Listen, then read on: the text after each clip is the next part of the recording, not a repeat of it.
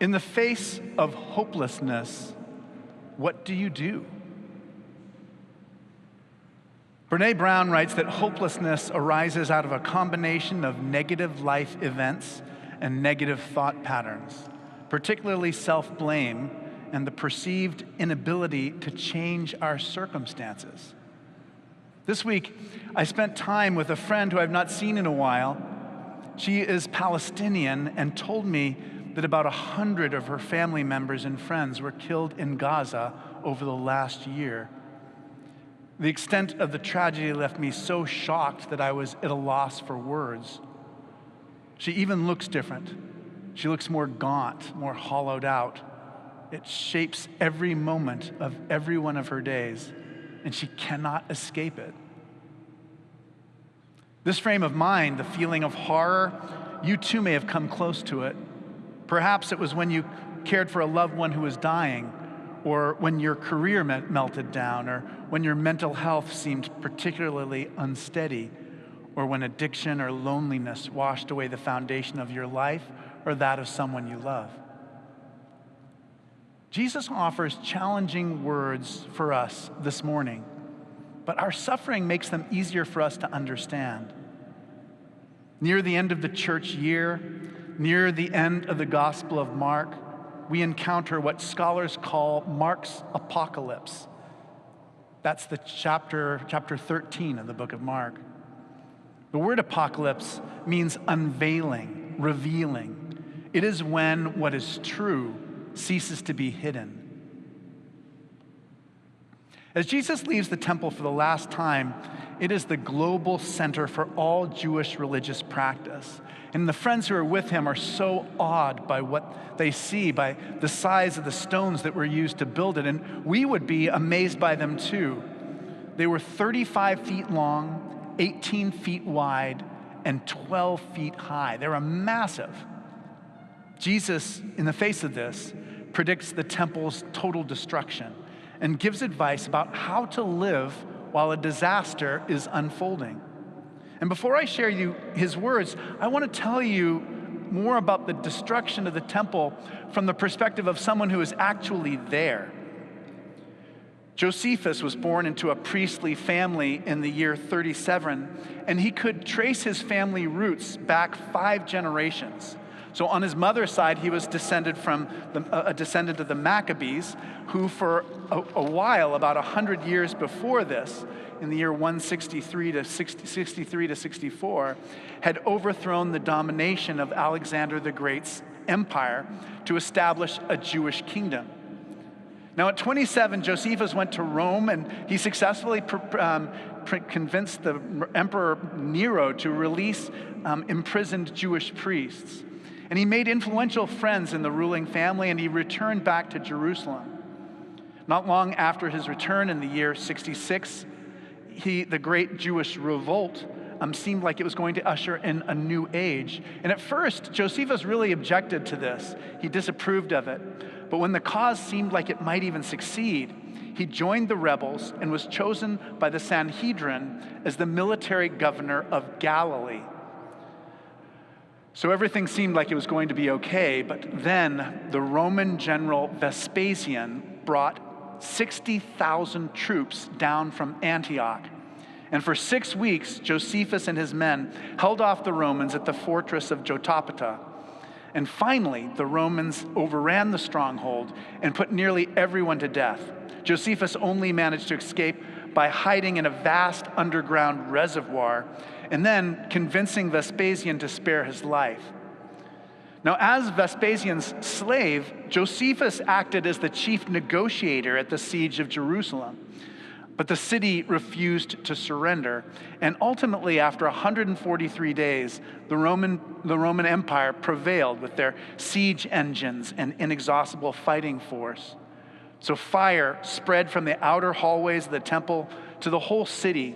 And Josephus writes, quote, "The Romans ran through everyone with whom they met. Bodies were blocking the road. There were rivers of blood."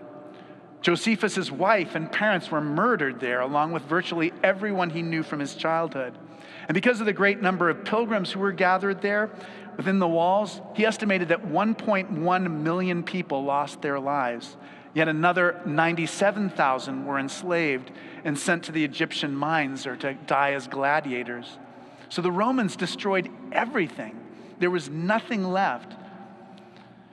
Now, after predicting this destruction, Jesus is sitting with his friends on the Mount of Olives. He's with the 4 original disciples. And they ask him, this is before anything's happened, they ask him when this destruction that he predicts will occur and what signs there will be ahead of time. And instead of answering their question in a direct way, Jesus gives 3 pieces of advice. And Mark shares this. He shares this story in the aftermath of all the destruction I just described to you. So the people that Mark is writing to, who are hearing the story about Jesus before the destruction of the temple, have just experienced this destruction of the temple. They are truly people without hope. So let me give you Jesus' 3 pieces of advice. The first is, Jesus says, beware that no one leads you astray. Now, in our time, we're particularly prone to confuse political agendas for theological ones. And in so many ways, politics and economics have become kind of false gods for us. But you've heard me talk about that already, and I want to talk about another aspect of modern life. The theologian David Bentley Hart writes about the contrast between the ideas of modern atheist philosophers like Friedrich Nietzsche and Christian thought. Hart argues that in our postmodern world, many sophisticated people believe that there is nothing more than power. When you probe how they think and talk, you'll discover that they believe that power is what we all long for, that those who have power write the stories that ultimately determine what we regard as true. For them, beneath power, there's just nothing, more power. Hart writes this, quote, "The difference between the 2 narratives is the first one finds the grammar of violence inscribed upon the foundation stone of every institution and hidden within the syntax of every rhetoric, and the other claims that within history, a way of reconciliation has been opened that leads beyond and ultimately overcomes all violence." I love what Hart writes later in the book. He says, "We are music, moved to music, partaking in the inexhaustible goodness of God.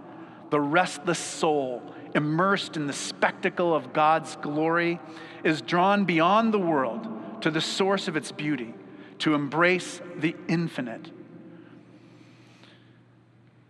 Let us not be led astray on our pilgrimage to God."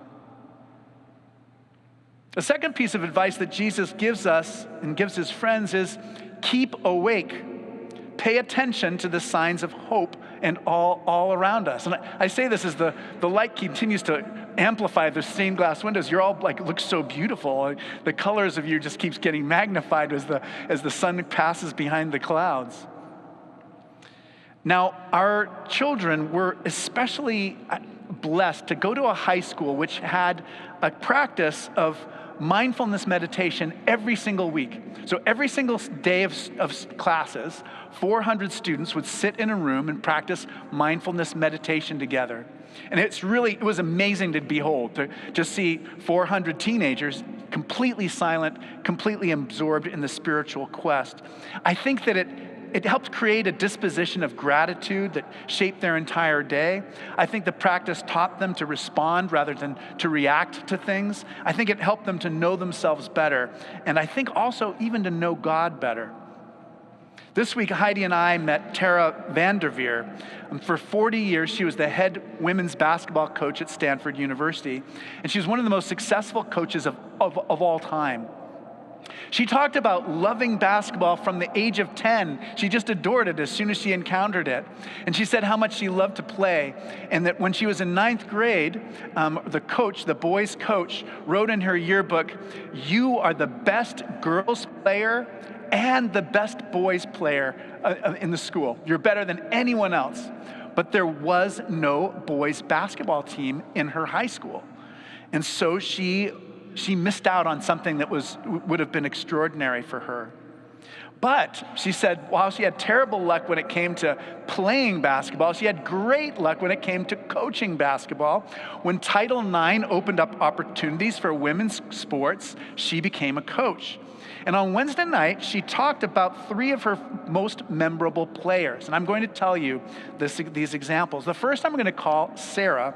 Sarah was a walk-on player, which means she wasn't recruited. She wasn't particularly good. She sat on the bench. Tara said that she was always next to the water cooler, and that she only rarely got into games. And Tara said that she one day did an exercise. She gave everyone an index card, and she asked each player to write on the index card, what is your role on the team? So write your role on the team on the index card. And she collected them all. And Sarah, this quiet woman who sat by the water cooler, she wrote that her role was to share joy. And the coach smiled so brightly. It meant so much to her that every player, was trying to contribute, and that was what her contribution was. The second story she told was a story about a player on the 1996 U.S. Olympic women's basketball team. The team had played in Kyiv, Ukraine, in 1996, and they were leaving at like 7 o'clock in the morning through the cold. It was bitterly cold to go to the bus. So all the players got on the bus, except for one. And they realized that the one player who hadn't gotten on the bus had seen a group of women who were not dressed very warmly and who were begging outside the bus. And this one player had stopped and started giving them money out of her wallet, and then realized how cold they were and started giving away her clothing. And when the other teammates saw her doing this, they got out of the bus, got out their wallets, got out their luggage, and did the same thing. Now, the last story that Coach Vanderveer told us was when she was giving a tour to a young basketball player who's just arriving at Stanford. She was driving around, and you know how beautiful Stanford is. Stanford has that beautiful oval with the palm trees and the quad right there. And so she was driving past that, and the coach said to the young player, "What are you most looking forward to?" And she expected the woman to talk about her dorm or the wonderful training facilities or the great opportunities she would have as an athlete. And instead, this young woman said to her, "I'm looking forward to making the world a better place." And Vanderveer said she was so surprised by this that she almost crashed her car into a palm tree. And she said, this woman is, all 3 of the examples that she gave us were things that didn't happen on a basketball court. They were all examples of the ability to see signs of hope and see signs of transcendence in ordinary circumstances. Now, Jesus' final piece of advice is to be able to see past suffering and seek what he calls the birth pangs of new life. So being able to see the terrible things that are happening, but to recognize that something new is being born. One of my favorite pieces of art is called The Dinner Party, and it was created by Judy Chicago in the late 1970s, and it is at the Brooklyn Museum of Art. So you can all go there if you find yourself in the Northeast. I encourage you to see this. The artist felt deeply concerned about the way that great historical and mythological women were forgotten or weren't emphasized or ignored. And so she put together a huge table with settings for 39 notable women, and then with mentions of 999 other women. So each table setting is set particularly for a particular historical or mythological person. And for me, that table and being in that room is a kind of image of the apocalypse, when God's love will be fully revealed and the dignity of every person will be evident to all.